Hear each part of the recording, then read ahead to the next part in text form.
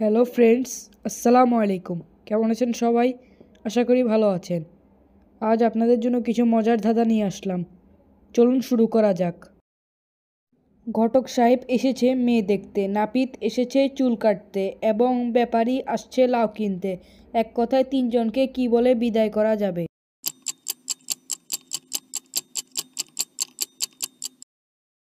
উত্তর এখনো বড় হয়নি।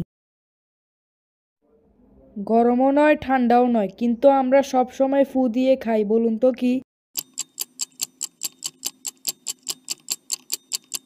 উত্তরটি হলো বাদাম ভাজা।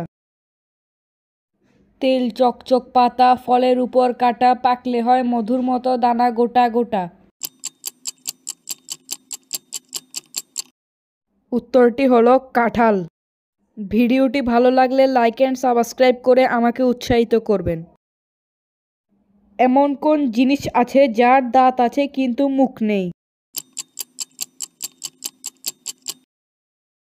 উত্তরটি হলো চিরুনি। তিন অক্ষরের নাম তার, মাটির তলায় থাকে, মাঝের অক্ষর বাদ দিলে গাছে ঝুলে থাকে, বলুন তো উত্তরটি কি হবে?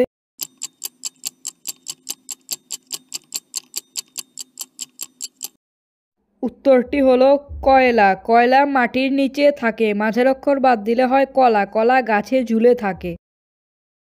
ওপার থেকে এলো বুড়ি সাদা পোশাক পরে, মহা আনন্দে বসলো খেতে ঘাড় নেড়ে নেড়ে।